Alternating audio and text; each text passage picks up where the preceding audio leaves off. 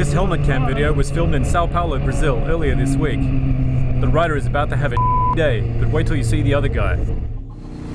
A couple of morons in flip-flops who clearly played too much GTA tried to jack this guy's bike. Orange shirt sticks a gun in the rider's face and is about to cruise away. Thug life. Where's a cop when you need one? Right here in this black car. Filha de puta. He gets out and unloads 2 rounds in the young bikejacker.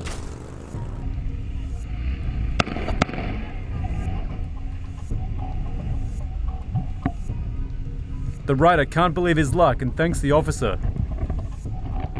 The injured thief is down and rolls around a while waiting for an ambulance.